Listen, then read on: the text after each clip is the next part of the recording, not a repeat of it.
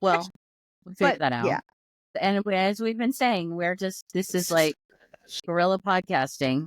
yeah, We're just making it up as we go along. We don't have, as I said yesterday, we're on a broken shoestring budget that we're working with. So, which is fine because I think that's totally who we are. And, if we'd wanted to invest a bunch of money and put, years of thought into scripting ourselves and all of that, we wouldn't do doing this until 2028, yeah, at least, right?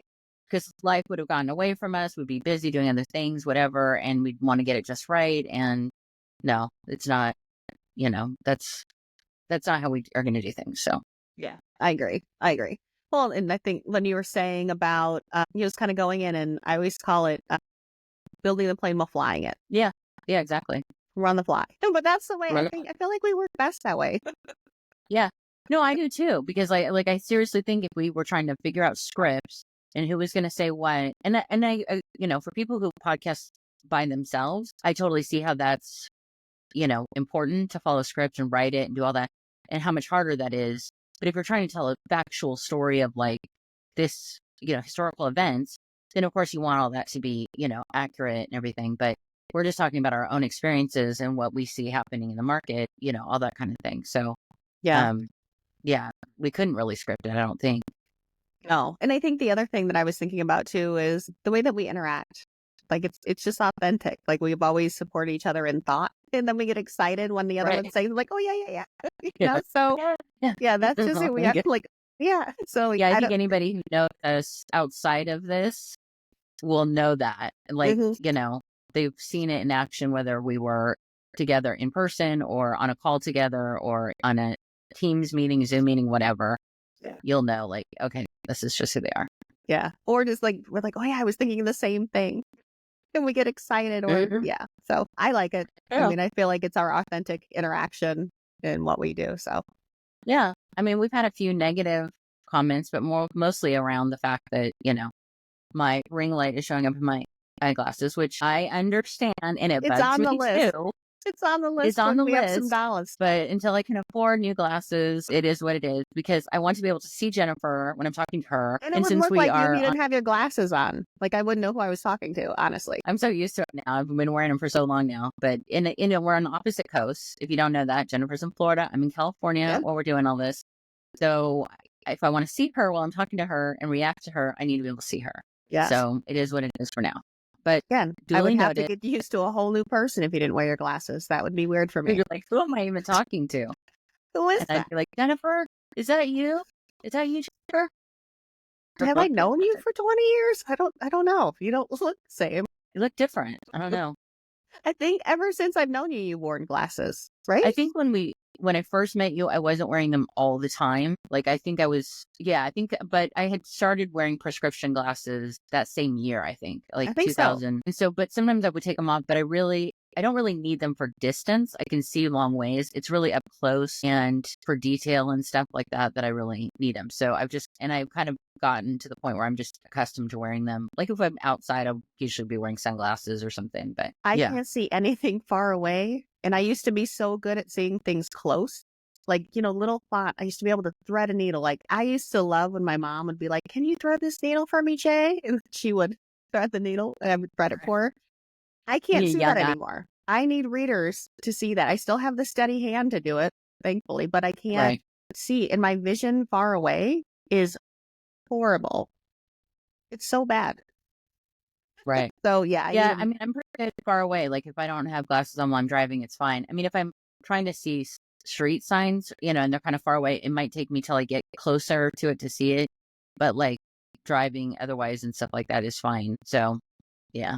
I really can't imagine being able to wake up and see things. Like since as long as I could remember, like since I used to cheat on the test, the vision test, because I didn't want glasses when I was younger. So they'd be like, tell you, don't squint, so I would actually squint in the little machine and make sure that I could see. So third grade is finally when it caught up to me where I couldn't squint to see anymore. And I couldn't see the blackboard. So I had to, or the whiteboard, whatever you call it.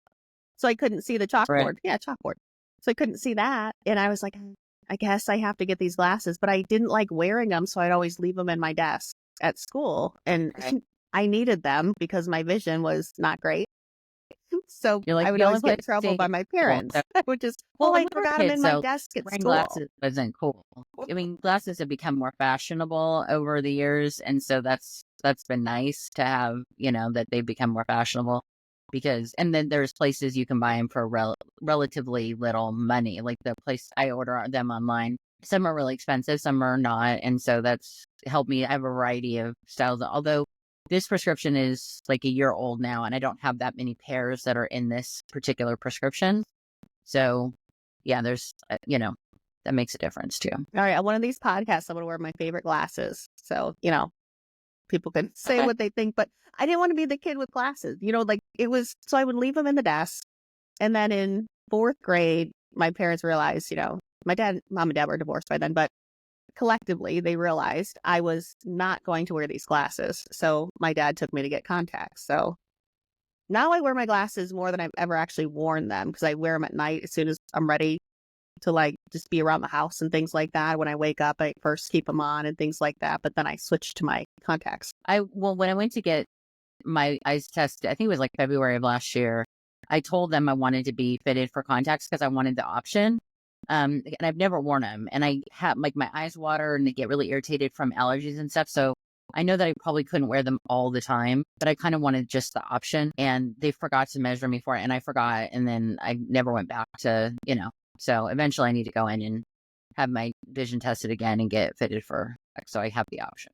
So, Anyway, this is all really good content for the people following our podcast. right. So so I have to tell you a funny story about contacts. So Caleb, poor thing, he ended up with my vision. It's my dad's vision, like I did not get the amazing hazel eyes that he had, but I got the bad vision. Thanks a lot. Least I could have done was got the hazel eyes with the bad vision. But anyways, so Caleb has, also not great vision. So he struggles seeing far way near. He's good, just like I am, So when he was little, he didn't want to wear his glasses. Today's the first time with glasses on. When Yeah. I was talking to him before we were recording. Yeah, he wears them all the time now. But when he was younger, he went through the same thing I did. He didn't want to wear the glasses to school. People would take his glasses. They would get broken. He would lose them, everything. So I knew what was going on because I was also that kid. So I told him, it's like, all right, let's go get you contacts. He's like in 2nd grade, 3rd grade, I'm guessing, something like that. And I'm trying to teach him to put in the contacts. So, you have to touch your eye. And he would freak out. So every time I'd go to try to put the contact, he'd go, ugh. And he'd go back and go, ah. So I got so frustrated as a parent. I couldn't teach him how to put in the You got to contacts. do it yourself. Well, I had to outsource someone teaching him putting in the contacts because I was like, I can't. Every time you do your head back, take a thing in your eye. You like to get a vice to put his head into the vice, Mm-hmm. and then somebody else to hold the eye open so you can stick it in. Like when they do the air puffer machine, that is the worst. That is the absolute worst. Hate that. I hate I'm that always thing. like, don't. All right. So last episode, we told work stories that we had from the past. So I'm excited to kind of jump back into the now, into the future. And where we're going to talk about today. And we're talking about kind of job descriptions that are floating out there, weaving in some of the advice that, I don't know, there's a lot of advice floating out there on LinkedIn. I don't feel is good advice. I feel like if I commented on everything or said, there was one I could not resist commenting on, and it was only use your network, stop applying to jobs, like all this really bad, do everything, all hands on deck. Right now, in this environment, in this economy, all hands on deck, right? Work your network, apply to the jobs, do all those things. But I see so many of those. And I did ask this person, I said, have you been in the market? Are you personally looking for a job and giving this advice at the same time? Have you job in the last year and a half or 2 years? Have you been in? Oh, no, previously, Yeah, because that's what worked previously.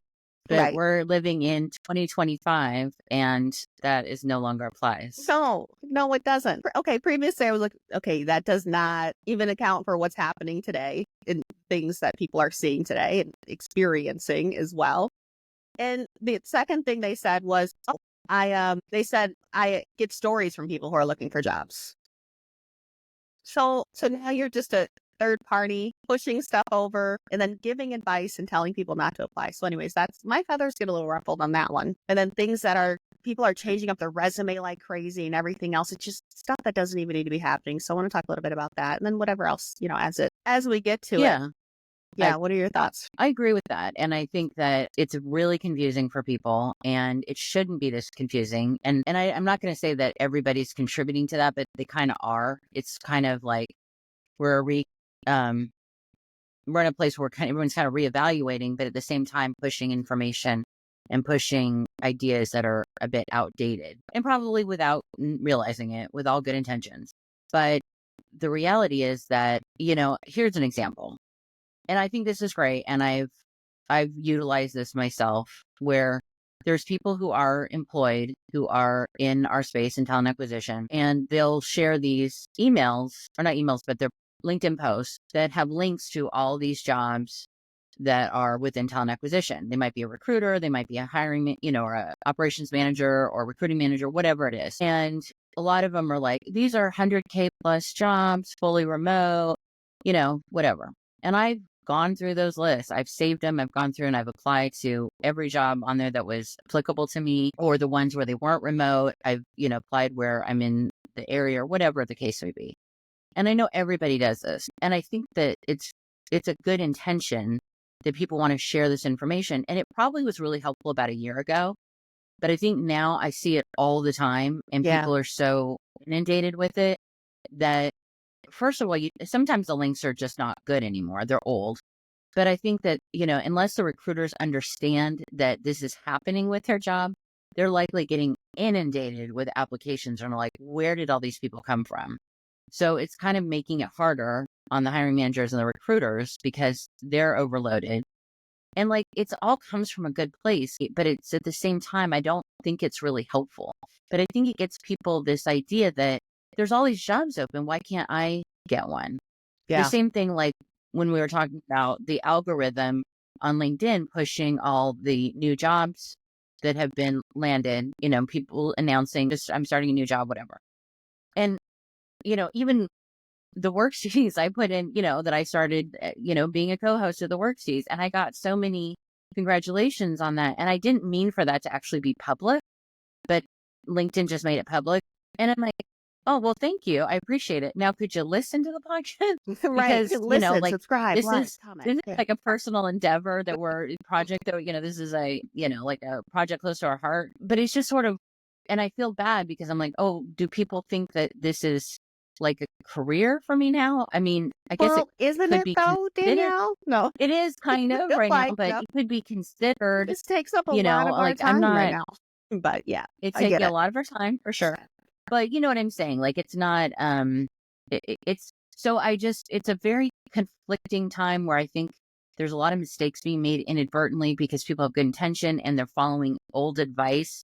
And I don't, and I know you sent me a post that somebody had about being unemployed and how they found out through something that the AI that was in the ATSs wasn't really matching to the skills that he thought. Yeah. A lot of that. It was overmatching, right? And it looked like he just keyword loaded in there. But right. Yeah. Yeah. I think there's a lot of also, so let me just say. He was really frustrated. Yeah. Yeah. And I get that because if I had to redo my resume every time, and I've redone my resume a number of times, but I can't redo it for every job that I apply for because it's just too much. And I'm not going to be able to keep track. And I can't and I'm not going to make up stuff to try and fit a criteria or whatever. So it starts to feel inauthentic. Yeah. I don't want to be presenting myself that way in the world, but I understand where that desire could come from. People might well, you know what? I'm just going to say that I can do this and it's all good. But don't you think there's also misinformation out there? Because if you think about how many ATSs right now, right in this moment, I'm not going to ask you an actual number so you don't answer them, but just, what I mean?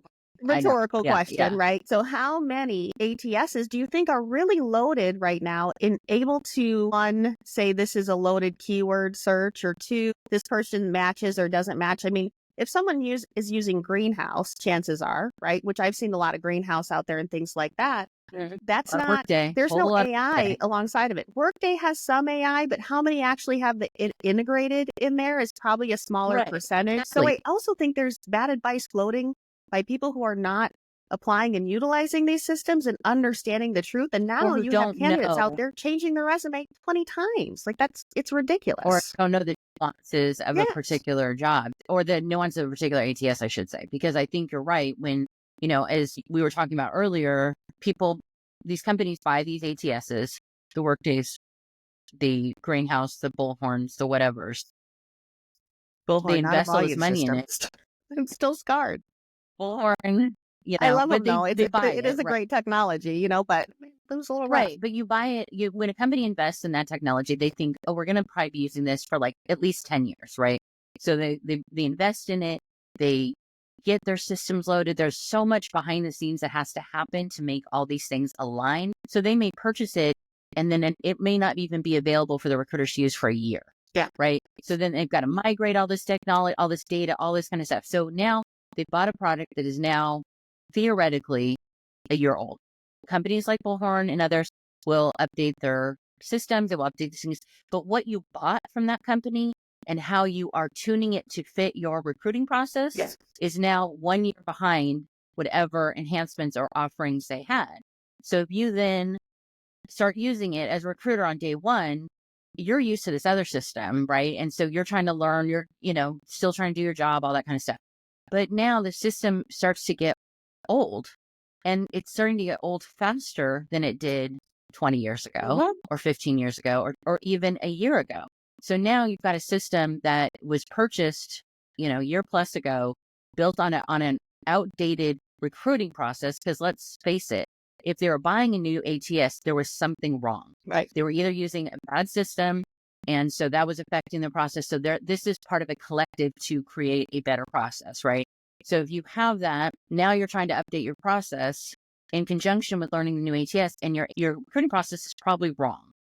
And so it needs to be fixed. And we all know when you get into a corporate company and there's multiple decision makers, there's different lines of business, there's all these things going on, and budgets are tight, and you've just invested these millions of dollars into this ATS, and you've got to go back to your leadership and say, well, it's great that we bought this and we want to use it, but we need to make all these fixes to it, and that's going to cost this amount of money. Nobody's going to advocate for that. Yeah. So now you're using an outdated system, and the recruiters are trying to figure it out. And as I was using the analogy of an assembly line, it's really hard to see in an ATS or in a hiring recruiting process where things are broken. And so if you have an assembly line and you can see, oh, we've got 100 people on the assembly line, each one does one thing. Well, how many of those can we automate, and we can take out the dangerous pieces, the things that are going to cause the most work injuries, all that kind of thing. Let's automate that. Okay, so now we're down to 80 people. Yeah. And could we take it down to 70 and maybe make some of these individual pieces like faster and more efficient? But yeah, you like have where to do you stand swivel there. chair, right? When you're looking at that process, Right. And you got to think about it, stand where there do you and swivel see chair? how Where this do process you works. uninstall? Where do you Right. And install? so And then they built it on sometimes these antiquated systems. So you're also bringing in new Yeah. technologies, right? So if you think about Right. some of the old systems, like I won't say, well, I'm going to say Amy's and the KSNs and the, only people that work at these companies know what we're talking about. But if you're trying to bolt on to those systems, this new system and technology, automatically your new technology became antiquated. And then you're also, for lack of a better term, kind of bastardizing the system, because now you're Right. making all these exceptions in that new technology because of your old system that you tied to it. So it's this Right. continual problem that you have in, kind of going back to where we were talking about the bad advice that's sitting out there, and then, telling people change your resumes 20 times, do all these things, right? Sorry, I took way off Like, track. no, you're good. So, but when they're saying that, and I would want to talk more about the AI and technology and then looking at the system and processes, but you don't know what's Right. behind the scenes in the technology, and you really can't gauge, right? And Other that's what I than was looking trying at to a get to. survey, Like, right? To just say because how many you companies know have that they X, Y, Z type thing. So Right. just do you, boo. That's my Yeah, exactly. That's my Because like message if to you, everybody is just keep but let's going. say hypothetically, Yeah. you clicked on a link to apply to a job and you're like, oh, this is Workday. I worked in Workday. I know how this is going to work. I'm going to alter my resume or fine tune it to such a way, and I'm going to submit a cover letter, blah, blah, blah. Okay. You're making an assumption that you know how this Workday setup is configured. And it's probably completely different from what you think it is. Because And Workday there's has no way how for you to, many workflows? There's so many. In right. just working in There's so many clients, right? things. We've seen at least, I don't know, hundreds. And you can customize that workflow to your organization. How well you want to become a taskmaster or not? Because that's a taskmaster Right. type system. Now do this action, this action, that. Right. Right. It's Oh, not user friendly. yeah. And so then from a candidate's perspective, you're like, oh, I'm going to fine tune my resume to look like this. You're going to spend some time, whatever it is, maybe it's 30 minutes, maybe it's 2 hours, who knows? But you're going to spend some time trying to gear it towards what you think this system is set up like, which it probably is not. And then you're going to get frustrated. And then and then going back to the original point of like the advice, I see all these things of people like, well, you need to include cover letters and blah, blah, blah. I've asked other recruiters, you included, who have recruited in the past, and nobody ever looked at cover letters. Never look at a cover letter. It's a Everybody bunch of, suddenly, where did this I mean, I come remember back from? getting them, right, and I remember getting them and like, asking the hiring manager, do you want the cover letter? No. Or maybe they would look at it, but it wasn't part of their decision making around what they expected it to be in the resume. If you accomplished something, if you did something, it should be on the resume, and that should be sufficient. Yes. I get why people think cover letters are important. Back in the day when you had to fax in or whatever, or maybe you went in like to a career fair, maybe that kind of thing would work in those types of situations. But I've never known of a recruiter who is working in an ATS who would pull out a cover letter and go, well, their skills don't match on the resume, but look at this beautifully well-crafted cover letter. Oh, this cover letter is great. I should call them It's in right now. beautiful. I mean, and then I'm going to be able to get this resume and this cover letter over to the hiring manager, even though their skills are not aligned. That recruiter would be looking for a job. Right. Like I don't understand, unless you really want to specify something like, I'm planning to relocate to Georgia and I'm looking for a job to start in March. Like, unless you have a very specific goal and you're trying, like, and I will fly myself out for in-person interviews and you want to state because some facts. still, if someone's qualified for that job, Danielle, and I'm just looking at the resume and I need to hire someone in Walla Walla, Washington, and they're sitting in Atlanta, I'm going to call them and say, hey, are you willing to relocate? Do you know the jobs in Walla Walla, Washington? Right. But that would be the only way that you could avoid them going, well, they're not even in the right geo. And then, I never look at that. I look at skills first, everything else me second. Too. But you know I'm what just I mean? saying, hypothetically, yeah, this would be a situation where I can see a recruiter might just bypass them. Because I remember when, like, I would post jobs on LinkedIn and it wasn't remote, but I'd have a lot of people who would apply to jobs and I would message them and say, oh, I see that you're in New Jersey. This job is in Los Angeles. Yeah. If it's a lower level, that makes sense, right? If it's like you're making... And they would be like, oh, I thought maybe it could be remote. And I'm like, it doesn't say anywhere about it being remote, but okay, Yeah. But not everybody's going to do that, right? So... But I did see, so back to your cover letter, and I saw this post and I'm going to try to remember it because I didn't screenshot it and I don't think I sent this one to you, but it was about cover letters and they're talking about cover letters. And there was in the comments, there's people in there and they're like, oh, I can tell, I received X amount of resumes with a cover letter that ChatGPT did or whatever the case may be. And I could tell that. And why, and then why judge people? Right. Why worry about it? They were efficient. They had ChatGPT create their cover letter because these things are redundant. And what's the whoop on that? And if you're expecting it, you didn't say, oh, well, I saw when there was a job opening here locally where it was such a crazy job description. And I was like, that sounds like the worst, one of the worst jobs I've seen advertised. It wasn't the worst, but it was so like, we need you to give 110% and blah, blah, blah, blah, blah. And, we want you to, and this was a listing through Indeed. And it was like, do not use the Indeed apply. We want to see, okay, well, why do you even have the Indeed apply available if you want a resume? And I think they wanted a cover letter and they said, don't use ChatGPT or you can't use AI to craft. And it's like, so you're going to check you're going to check the results. Like, how do you, they were setting so much expectation around just the application. They haven't even talked to you. They've never seen you before. They've never seen your resume. And yet they're already like setting up roadblocks and they're trying to hire somebody. It's so crazy. I remember one that I saw some time ago where they were like, we're going to give you, a Mac laptop and an iPhone, and we get unlimited PTO and all this stuff. But between the lines, you could sense that your life is over. If you come work for us, we're going to give you unlimited PTO and a cell phone. So we can guarantee that if you go anywhere, we're going to be able to reach you.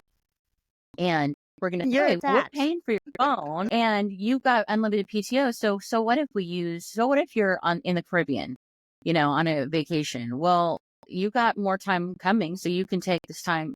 It's like, it's a weirdest sort of mentality of things. And I've always been staunchly against unlimited PTO just for that reason, because I think people don't end up taking it. They never do. Like I've had several companies where as a leader of the company, you get unlimited PTO. And I can tell you, I hardly ever use any PTO. I'm better about it now. I am taking my time. I think, I went a couple of years in a row somewhere and took more time, but it had to be like a conscious kind of effort because a company also conditions you when you're there.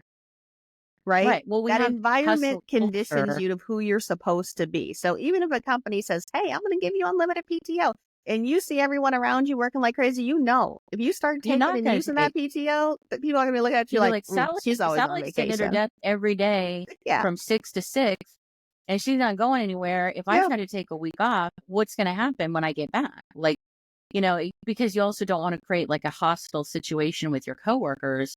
If you're taking all this time off and going on these great trips and they're like, well, what about me? Yeah.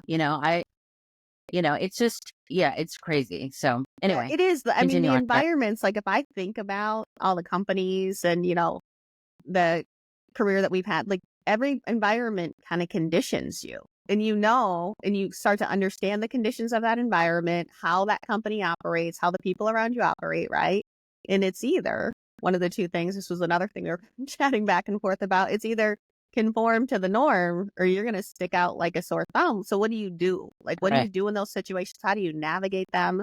We could probably spend 5 episodes talking about that. But yeah, I think it is an important topic that we should probably talk about. But I mean, it really does. Like you become your environment. So that's why, when I'm talking about work and things like that, it can make you sick. I've been so sick working places and doing those things. So yeah, it's really important to be conscious of and understand what environment you're working in, right? And then how do you navigate that? What does that look like? So we went off on another little trip, little path road, but true. And I think especially as Americans, living in the United States, I think we have a few people listening in other countries. So I'll preface it with that to say that it's very culturally indicative of America that we are a hustle culture. It's expected that you're, if you're not working hard, you're not, you're not hardly working. You're not doing anything.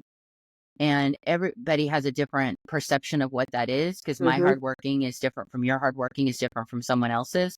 So I may think I'm doing my best. I'm working at 110% and somebody else is like, well, she's hardly doing anything. Right. And so because there's no, unless you are working in like a assembly line where you can actually see on a day-to-day basis what people are doing, there is a little, and so I think, and that kind of plays into the whole, remote thing is like, are people really working? And it's like, you have to kind of trust people that they're going to do what they're going to do. And that if you're getting the work product completed and all of that, there has to be a certain level of trust, which I think is really missing these days. But I think it also speaks to that whole hustle culture. Like people want, I remember years and years and years ago, I worked at this company and I had to travel about an hour each way to get to the office.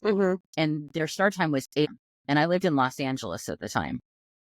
And so I had to get on the frickin' 110 freeway to the 405. Remember when we were stuck at lunch for hours on that freeway because I wanted to go to Chevy's? So that's the thing. Like I had to figure out like when I moved there because I moved there. It's a long story, but anyway, I moved there because I had a roommate that I was really good friends with, and it was a good opportunity, and so I was willing to do the commute. And so but I had to get up at like 6 a.m. or I don't even remember what time I got up, but I had to leave by like at least 7 a.m. if not earlier, in order to make the time. Because even like 5 minutes difference could make a huge difference in the traffic flow, right? Oh, yeah. And so, And there's and always so the white Prius that stops holding right. up And that I traffic. tried every which way. Like I would go down to the 101 and I jump on the 110. And I figured out all the different freeway systems of like, well, if this ends here, I could go take surface streets to this. And like, it's crazy. But at the same time, I was willing to do it. But if you were like 1 minute late, and this is one of those you had to clock in, clock out. And because I lived the farthest of like anybody who worked there, I would have to, and they had no parking. They had no parking lot available. So you had to straight park. And there was street parking, but it wasn't always close. And so sometimes I would get there and then I'm driving around for a while trying to find a place to park because everybody else has already been there. And they had people would start at like 6 a.m. and 7 a.m. and stuff. So by the time I'm rolling up at 7:55 or whatever, just glad to be there, I can't find a parking space. So by the time I park, get my stuff, I walk in and clock in, it might be like 8:02 and I would get in trouble for that. And I got written up a couple times because I was late by like 2 minutes. But it was like, if I could have started working at, 7 a.m. from my home, how much better that would have been in my life. At that time, it wouldn't have been possible. But it's just to prove a point that like, we're all conditioned of like, you got to clock in, you got to clock out. And I saw people who were skirting it, like there was, like the system, the payroll system had like a window. There's always a window. So when I worked at companies like MGM, it might have been like Walmart, minutes, right? Like, Golden Lion and Walmart. I don't know what we didn't call that one. So anyways, but these are companies way, way, way before I had a clock-in system. And like I think neurodivergent people are naturally, we think we have more time than we do. It's just we're organically late. I don't know why. Right. But I have to start way ahead of time in order to be on time. So I'm conscious of it now and I can get places on time. Right. But when I was younger, it was hard, really hard. Oh, and challenging. It's done so much better now. And I remember I had a cell phone. So I would call the office and tell my boss, like, I'm 5 minutes away, but I'm, I have a hard time finding. So I would tell her, so she knew. But so I think it was like 7 minutes. So I think it was like 7 minutes. If you clocked in 7 minutes early, within 7 minutes early, or 7 minutes after, it was, so I would be rolling in at like 8:08, right? So I'm just missed that window. But there was a guy that I worked with who he would come in at like 8:05. He'd be in the window and he would leave at like 4:53, 4:54. Oh, see, I always stayed the time I was late. He was shaving time off on both ends and he didn't get in trouble for it. But I was always staying late. I would stay late. I came in and worked on Saturdays. Like I put in all the extra time and stuff because I got overtime too. So it was worth it. But at the same time, like, so, it's what's important to you in an employee, right? Like, and the guy who ran the company was like, get so mad because he would like look at the clock when he'd hear you walk by, the office or whatever. And like, oh, who was late? And, it's like, why are you going to do that? Yeah. Why are you going to do, why you want to put your people through that? Yeah. Oh, I remember. So I was I was at Orbital, right? And another company called me, a competitor in the area called me. And they wanted me to come in for an interview. And I had it really good at Orbital. This is before I was virtual on the remote team. So I went into an office. It was called the VCC. We went in and did some work and had to come in, clock in, all that kind of stuff. So I had some really good flexibility. No one was watching the clock on me. They knew I stayed late. We had goals and objectives that we would meet, even going into the office. So it wasn't like you have to be there at 8 or 9, or I would probably come in like at 9:30 or something like that. I would work until 6 or whatever, 6:30. And we had goals and objectives, right? I mean, that's, if you're doing a professional job, you should have goals, objectives, and the clock watching shouldn't really be a thing. So anyways, I go to this competitor, and before on the phone, I asked the question. I said, I just need to know, do you require someone to be in the office exactly at a specific time? And no, we're flexible. We're pretty flexible, type thing. Like I had 2 young kids, flexible. Right? The boys were little. They're probably like 6 and 3 at this time, or 7 and 4, whatever, however old they were. They were young, maybe even still in daycare. So I knew like mornings, especially when you have really young kids, are very unpredictable. One time I took Caleb all the way to daycare and didn't realize he didn't have pants on. I had to turn around and go have him change his clothes. I'm gonna need a few minutes. Yeah. I look back in the backseat, Caleb doesn't have any pants on. I'm like, where are your pants? Like, I didn't even notice. That was just last we had week. Spare pants because it was daycare. So anyway, That was last week. Put these on. What are you doing? So I asked him up front, right? Do I have to be there? Because this is like this was a thing for me. Like I'm not early mornings, 8 a.m., 7 a.m., and then commuting. And again, Vegas had some traffic at the time and things like that. So I get to the interview and I'm sitting there, and this is a morning interview. I'm there on time, by the way. I was there early. I can get there on time. So I'm sitting there, and this guy comes in, he works at the company, and the woman calls him in the office, and I can hear her like basically chastising him for being late constantly. And you know how many minutes late he was? Often Probably like 3 minutes. like 5 minutes. Yeah. I just got up and walked out and never saw what that interview was to hold because I was like, I can't work here. I literally can't work here. So. Because when people say, "Oh, we're flexible," no, you're probably not, because it's really what there's some people. My mom always used to joke about my dad. My main name is Usry, and she always used to joke that he was the late Mr. Usry because he was alive, but he was always late. And I kind of got that. My mom was a stickler for time. She was always early. So I kind of ended up somewhere in the middle, and over time, I, for different reasons, have been more towards being late all the time. And I've gotten a lot better at it over the years. I'm always early to doctor's appointments and things like that. Important things are like meetings, things like that. You get to on time, exactly. right? But if it's like, hey, I'm going to work and I don't have anything scheduled, like, why do you have to be there exactly on time? Doesn't make any sense. Exactly. Or when you're in a stressful situation where you are, like, they knew I was driving from where I wasn't around the corner and showing up late. They knew, and I would call and say I'm running late and all of that. So there was no secret, and they knew I was staying late and I was coming in on Saturdays. I was working 6 days a week there. And so, that's my point, I guess, is, like, what are your priorities? Do you want to see butts in seats at a certain time, or do you want the work done? Yeah. Because you can't have it both ways. And I wasn't, and this was part of like a call center type situation, but I wasn't the call center. I did a different job, but I would help the call center if I was done with my work, which I was like a lot. And I had a peer who did the same job, and everyone was like, "You're doing it so much better than he does." Like, I figured it out.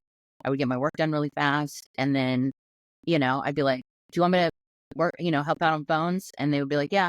And they tell the receptionist, "Oh, start sending Danielle calls." And I would start taking, and I would just pick up the slack. So it's like, I was a team player, right? Yeah. But I was getting like, you want people like that, right? To stick around, that are willing to do more work or take on hey, I'm done with this. Can I take on more? You would think that would be valuable versus 5 minutes. Right. Just saying. But yeah, the guy who was doing the same job as me, who'd been there a long time, would show up early. He'd leave on time. He'd come back from lunch and immediately take a nap in his cubicle. Immediately. And everybody knew it. They'd be like, "Oh," I can't even remember what his name was now, but they were like, "Oh, he's asleep." And you could walk by. Everybody knew it. Everybody knew it because he had his cubicle was up in the front, and he'd sit there like this. And then after a while, he'd hear something, and he'd like turn around. His eyes would be all bloodshot, and he'd be like, "Clay," that was his name. Clay was getting his afternoon nap. His afternoon. I remember I had a big. Were you at the Accelerate meeting where someone kept falling asleep on the team, and I was like, "If you don't wake her and keep her up, I'm gonna lose my mind." Or take some caffeine pills or something. Like, do what you gotta do. If I pulse went outside, it was really it's going down. We're gonna have a talk. We're gonna have a talking to. It's gonna be good. It's gonna be growth. It's not gonna be mean. We're gonna have a talking to. Right. We're gonna learn from this experience. We're gonna learn. It's always a learning experience. Let's not do this again. Let's just not do it again. Right. But yeah, so the on time. Yeah. It's just, again, like if it's important meetings, things like I can absolutely get there on time. But, so the other thing I was going to tell you about the time and managing time, even when working from home now, which I get this in like some environments and call centers and things like that. But I thought it's an interesting story. So this is one of my really good friends.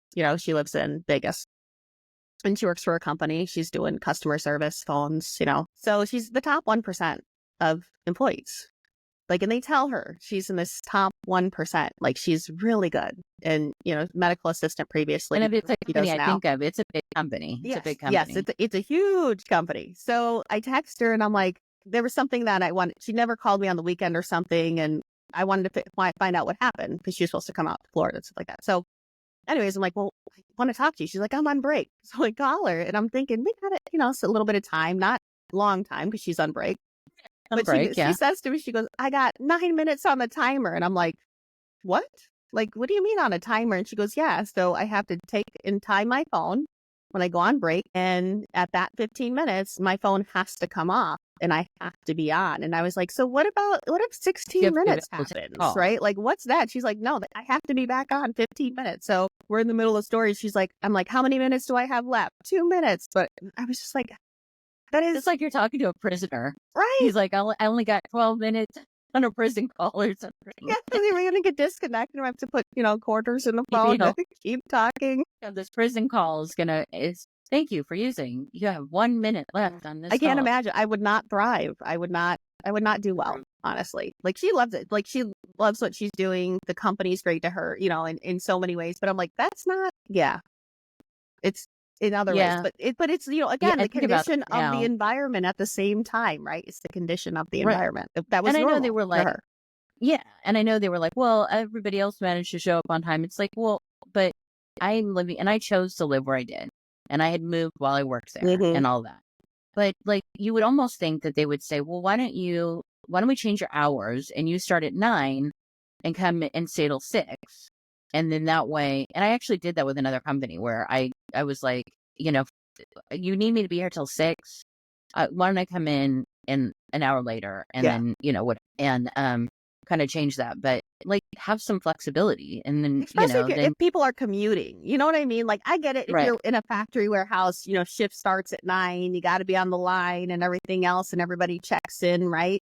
But I think you should give some sort of grace as well for what, people are going through it, or maybe start that line just a, few minutes later, whatever else, make sure you don't lose productivity or lose whatever, because chances are if there's someone on the way to work and they know they're going to be 30, 40 minutes late and they're going to get ducked I would either have way, they're going to my turn around and go Starbucks. home. Like, so now Right. you have I your think there was a couple of times where I had accidentally overslept, Mhm. and I overslept enough that the drive, like in order for me to, even if I left the house at that moment, Yeah. I would have still been like an hour late. And it's like, well, fuck it. I might as well just use my paid time off. Right. And I call in and be sick. And I would call in before my shift would have started because I was still at home.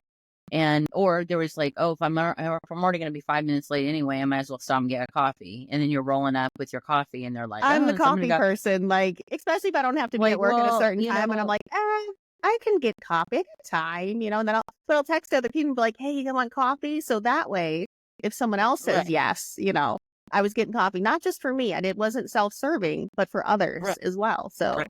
it also was an act of kindness, Right. Yeah. You're just being a good sport. You're just being a good team player. Yeah. Yeah. It's weird, like that kind of thing. And so, and it's weird to see it happening now with more corporate roles where people are, who are exempt Mm-hmm. and working. And I feel like people think that if you're exempt and you're not visible, you're not sitting in a cubicle farm or something, that you're wasting time. And there probably are people who do that. Yeah. But at the same time, like I can count on probably one hand how many times I've actually taken a lunch hour when I was working exempt at home. And it was usually because like, hey, I'm going to schedule my dentist appointment for around lunchtime, and I'm going to go and I'm going to do that, and I'm going to come back, and then I'm going to like continue working, and I'm going to stay until I get done with what I need to get done. Yeah. Depending on where Because you that work, because there's that mandatory lunch hour. So I think California has the mandatory lunch hour where you not are, if you're exempt, right? not if Not if you're exempt though, but if you're, yeah. So, If you're but there hourly, is, like, if you're yeah. an hourly, right? You have to have that mandatory Yeah, lunch yeah, hour yeah. in there. But I've always wondered, like, why that is, because as someone who I just like to power through, like, I never wanted that full hour. Like, I had to do it when I worked for, Golden Line and things like that, because, we clocked in, we clocked out. We had a swipe thing before I was salary, but I never wanted that hour. I would rather, sometimes I did. When I was an executive secretary, we got to eat in the restaurant. So I definitely wanted that hour. But if I was eating in staff dining, I didn't necessarily want the hour, No, yeah. And I feel like, I mean, a lot of times when I worked in an office, I would use that time to run errands, especially before you could do everything online. I might go to the bank or, go get gas in my car and like, do different things that I kind of needed to do anyway. But at the same time, I would rather have just kept going. Yeah. The chest kept working. I would lose my momentum. And if I eat like a heavy meal, I'm going to be tired. Like Clay was up in the front, he was taking a nap because he was getting too tired. I guess Good old everybody's nap and different. play. I wonder No, what I'm going to happened to tell Clay. you, I'm going to take a Clay nap. I don't remember what his last name was, but his first name just came to me. Yeah. Yeah. All right. So back to kind of AI front end, changing the resumes. I Yeah. mean, Yeah. Yeah. I just, again, I do, if you're applying for roles that are and you have different skill sets, right? So I will say this. So if you think about doing kind of a customer advisory role versus in the job description is specific ways for the majority of those roles, right? Versus doing something like running a talent acquisition team or whatever it might be. If they're very different skill sets that you have in your background and you want to highlight, I would say that would be the only time to redo your resume and submit to those specific jobs. But I only have one resume. I am not changing that resume. There's not everything on that resume and I know it, but I feel like if the recruiter is a good recruiter or whoever's in TA, they'll understand those skills and be able to translate them. It should be a highlight reel. It shouldn't be the. But I know you're also dealing with some people who are newer in the industry and things like that. So how are you navigating that? What does that look like for you? How do you feel about it? Well, I think to your point, I think that a resume is a highlight reel and it shouldn't be the full movie. So if you try to cram everything on your resume, you're going to miss some opportunities because they're going to be like, oh, well, she doesn't match or whatever. But you're right. I think, and I saw this when we were at Clover that, and I kept trying to say this, which is like, we need to teach recruiters how to recruit because recruiters now are not the same recruiters who were around 20 years ago when you really had to understand the nuances of a job and what skills were transferable and all of those things. And now it's just like, oh, I got these applications and these match the job description exactly, and their salary is commensurate with what the job's going to pay theoretically. And then I'm going to pass it on. But they're not looking at this person like, hey, and we talked about this before, like people in the military or, like talking to Caleb earlier and mentioning that, like being on a team and, like there's things that you are just going to bring to the table because you are a human person living on Earth at this time, right? So you're going to have exposure to different things. You're going to have a different point of view. So if you are a recruiter and you look at a resume and you're like, this is really interesting, but I see there's some gaps in their resume. And like, that's the time to go call the person, get on conversation, just say, hey, I noticed there's some gaps. What's going on? Did you work? And, a lot of times you'll find out, my mother was dying and I took a year off to take care of her and I want to get back to work. Oh, okay. Well, what are you going to say about that? But, there's so many things that people are living with and things that you can't put it in your resume, right? Mm-hmm. And you can't expect AI to add those for you to, circumvent these theoretical systems that you really don't know are doing what. But you have to, have a conversation. You have to look at the resume and say, there's enough here that I think this person, it probably, could potentially be a good fit. Maybe not, but I'm going to talk to them. And then you find out, oh, well, yeah, actually, they didn't realize they should put this on their resume or they didn't do that or whatever. And then you can go to the hiring manager and say, hey, this person isn't an exact match, but I think you're really going to like them. And I think that you're going to want to talk to them, if nothing else, just because they might be good for something else down the road and or whatever. Like, and I feel like that part of the human element of recruiting is gone away. And so AI, I think, is really helpful for, sorting through things or helping searches, like broadening a search or figuring out what a job description should be. There's a lot of things I think AI is capable of as part of the recruiting process. But I think the way it's trying to be implemented today and the way people think it's going to be implemented are very different. I agree with that because one, we've seen it, right? So the system has to learn, it has to build. We've done source offs against the system. Like I'm telling you, people can find this when a system can't until it builds up. There's good things that AR is for as well, which is, if you already have candidates in your system, being able to pull those in through and say, these candidates match the job. Most ATSs, and this will shock people to learn, right. Most ATSs, if you apply to a job and you applied 6 months ago, chances are nobody's going to be able to find your resume unless they are doing a specific search for your name or your email address, and they're not going to be able to do a skills match. Yeah. It's not serving those back up. So just because you apply to this specific job doesn't mean you're going to be served back up when that role, it goes into this black hole and it doesn't pop up again. And there's a lot of systems that might have a search capability, but that search capability isn't great. Like, unless you start to get systems in where AI says, pick up all these people with these skills and attaches them to that requisition in the system, it's just not going to happen. You know, and you wonder why, staffing companies wonder, why are deployment rates so low and things like that? It's because it's not served up. And if you're doing these 20 other things, right, then you're going to go to your known methods as a recruiter. It takes time to search the system. Half of those that pop up, you're going to be, filtering out, when as a recruiter, your job, in the way you should be looking at things, in my mind anyways, when I sat in the seat, people might do it differently, and that's okay. But it's to screen in. When I'm looking, I'm saying they have this. They might not have this, but I'm calling. But, when you think about even an ATS and sort of reverse search, they don't have, so they're not going to pop up, right? So it doesn't tell me sometimes, unless you have a good technology in there, to say, this person has 5 of the 7 things you're looking for. Do you want to look at them? They just won't pop up. Right. No, and that's the thing, and that's why I brought it up, is just to say, people think, oh, I applied to this company, before, I don't want to do it again. Well, you probably should. And here's why. And because when a recruiter gets a rec, right, they get this rec, and maybe it's something that's brand new. They've never filled it before, so they don't necessarily have any go-to people that they have already networked with, anything like that. So let's just say this is cold. And so that rec goes into the system. They're going to start working on it. They've got to revise the job description, make it presentable. The first thing they're going to do is they're going to post it online, whether that's Indeed or LinkedIn, whatever. Maybe it's all of them. They're going to post it because they know that worst comes to worst, they're going to get some candidate action within, the first couple of days, right? Mm-hmm. And so they may not be an exact match, but at least you've got something to work with. And so they're going to become dependent on those. It's kind of like crap in a weird way, because they become dependent on that. They know they're going to get that serotonin lift from, the applications that are going to come in. And so, they may try to do some searches. They may network a little bit with people they know who are in the industry or whatever. They might do some things like that, but they've got like 30 other recs they're working on.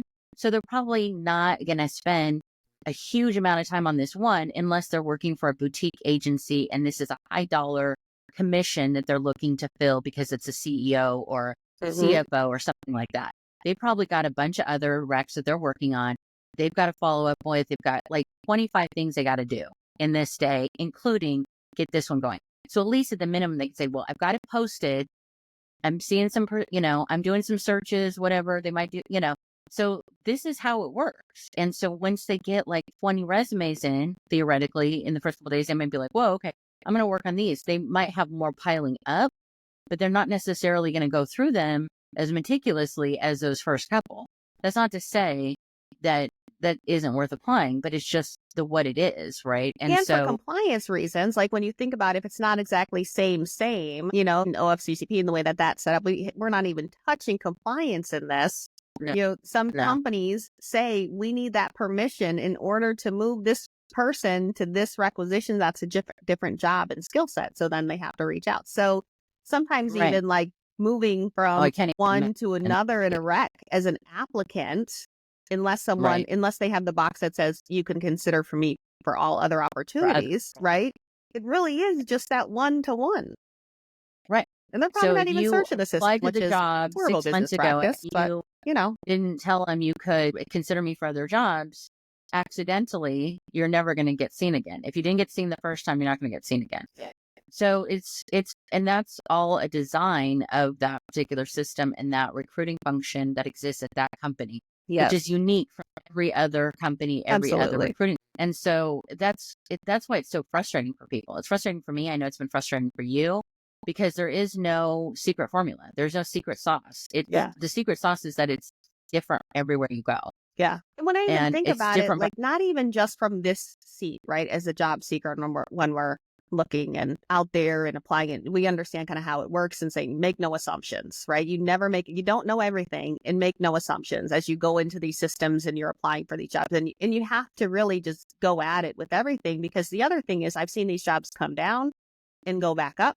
And once they come down and go back up, you go back into that rec. I mean, especially if it's a different number. If it's the same, then you're still sitting there in the candidate pool. And if they didn't call you the first time, they're not going to call you the second time. It's just how it works at the same time. But when I think about even the companies that we've worked with internally and externally, right? If I think about both and how learning their systems and their processes and how different and complex they are, and you're like, why did they set it up this way? And you're going in and you're having to make all these tweaks and things like that. Like it's from every angle. So it's not even, a lot of times the people within those companies are also just as frustrated as the people who are trying to come into those companies and apply. So we're in this place where like the rubber meets the road. There's this problem that's happening, and it's both in that candidate seat and it's both in the talent acquisition seat, or that whoever they're pushing into the organization seat. And it really needs to be solved right here in the middle to get to a better place, in my opinion.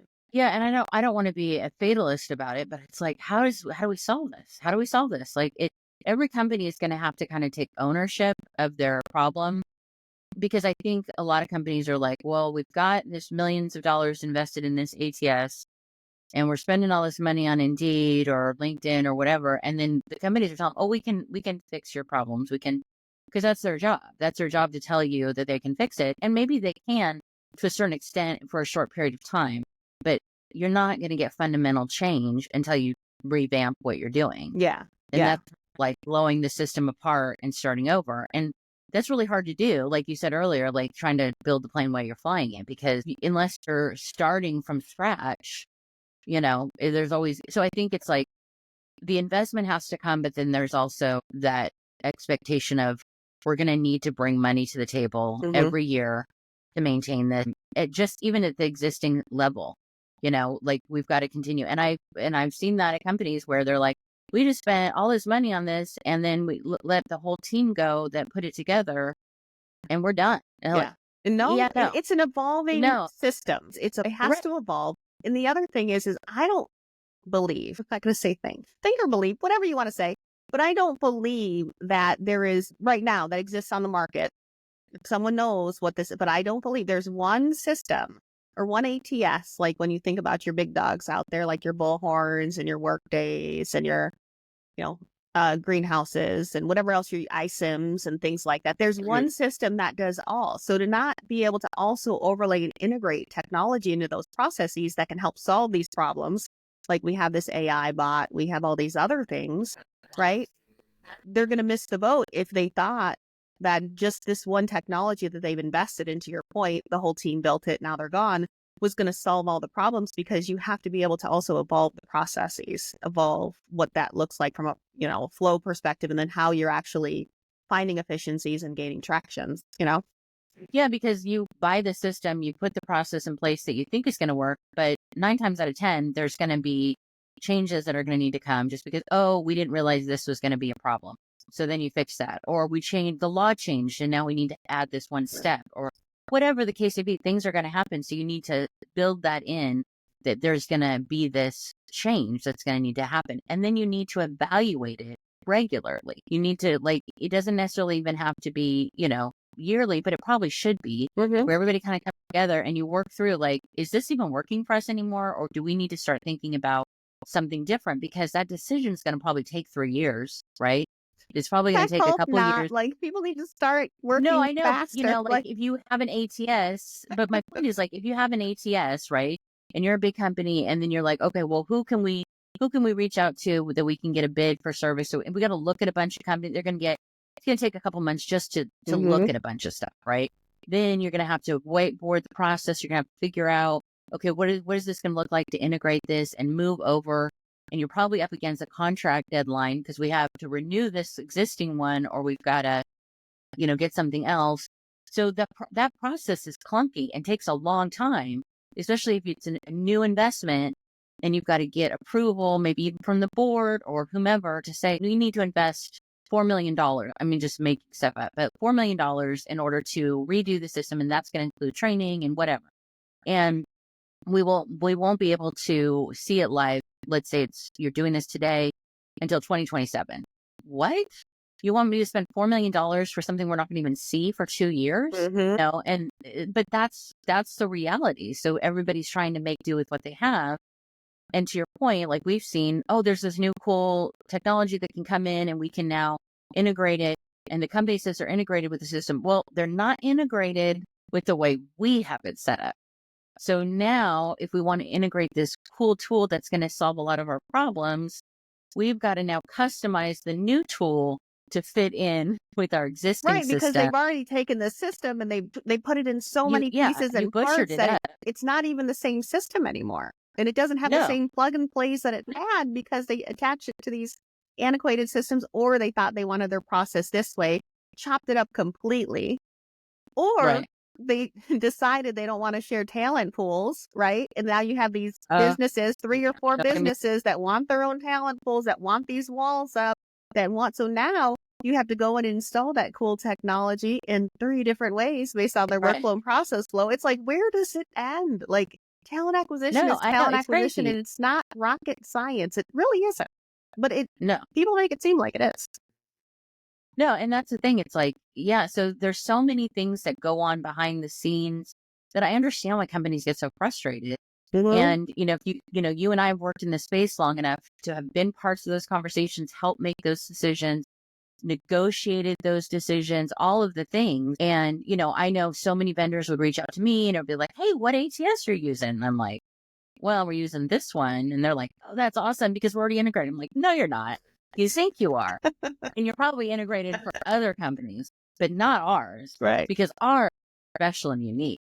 Like we've got a very customized system that we don't even like, but we have to deal with because it is what we have. Yeah. And so if you want to work with us and we want to work with you, well, the stars have to align and we have to be able to integrate together. And that could take a really long time.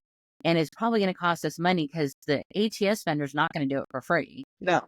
So do we have the money and are we going to have to the conversations are so insane. Mm-hmm. And I know you talked about we need to get back to more of a flat, leadership level, because you're right. Like when you here I am trying to talk to a vendor and I'm like, yeah, this is great. This is exactly what we need. And I know it's going to solve our problem. Okay. But they're like, hey, so do you think we can have another call and maybe who's in decision-making process? I'm like, mm-hmm.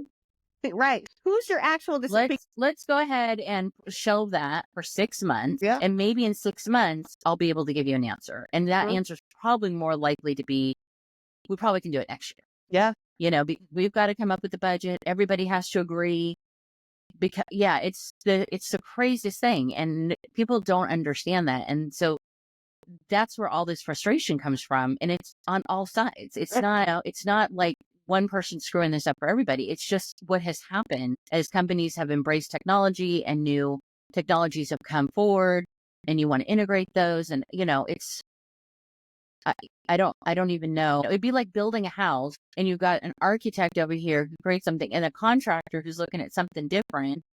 Then you've got a plumber who's like, well, are looking at something even different. The people doing the actual work. And you've got are looking at something and you've got a plumber different. who's like, well, I'm just going to go in and put these pipes in.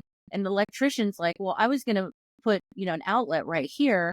And you've got, a, sewer line going in or whatever. Mm-hmm. It's like nobody's looking at the same thing. Everybody's playing on a different field. Yeah. And so you've got to get people in the middle to kind of see all of that and go, okay, well, they're going to need this and they're going to need this. And this is the time frame we're looking at. But we really need to be talking about how much we're going to spend, because that's ultimately what this is going to come down to, the timing and the spend. And so having those conversations behind the scenes is what is missing in a lot of companies that I've worked with, where they don't have people on the sales side who understand the complexity of what's happening within the corporate environment. Yeah. I completely agree. And they don't understand that there's not a one single decision maker. Yes. There's multiple, which sometimes is a problem. Who truly has the keys to the kingdom or the Ferrari, whatever you want to say, right? That's able to drive the result. Because if I think about some of the seats that we've sat in too, there's some decisions that we could make, but there was the larger company objective that was sitting there with people mapping into that, because we've come from very matrixed environments. I think there was just a couple that we were able to make every single decision and do all the things that needed to be done, right? I mean, Right. MedLink was one that was pretty awesome because that was in a Right. a little bucket Kind of and got to do whatever we wanted to autonomous. do in that little bucket, right? Like that was amazing. Right. Make all the decisions. Here's Right. how much money and budget we have to work with. But a lot of times you're mapping into the larger picture, not only just if there's separate business units, right? You're mapping into that larger company picture as well. And then who actually is going to approve it? Now you got to sell it to the person that's going to approve it or the people who are going to approve it at the same time. So it's like this big, long process. And that's why it takes 3 years or whatever to install a good system. I mean, in 3 years is probably realistic. I mean, if I think about some of the things that we've tried to do or had to do, if it wasn't an existing partnership that existed in the moment you sat in the seat, it's going to probably take you a couple of years to get to where, because the systems are so broken, the decision making. I mean, you could bypass a lot of that if you could get the right people in the room and, the key decision makers to say, yeah, let's do that. And let's, but you got to hope then that that person who's that key decision maker doesn't leave the company or whatever. And suddenly they're like, oh, well, we got to reevaluate, that or. Yeah. Well, or sometimes that key decision maker does leave the company. So let's say they selected this technology, right? And they say, oh, I think I'm going to go with whatever, XYZ technology. And then they leave and they go to another company. And then you have the legacy people. This is what happened at kind of another company. I won't even say the name because everyone will know what it is. But like, that's what happened in another place. So now you have to implement this system and technology that you're like, this was not the right choice. And to unplug it, you can't because all this investment has already been made. So now you have to work and customize this system the best that you can to the best of your ability based on someone else's choice that you're now responsible for making efficient. It's like no pressure. It's no pressure at all. Crazy. Yeah. It's no wonder people are so frustrated. It really isn't, because it's a wacky world. We're all living in it right now, just trying to figure it out.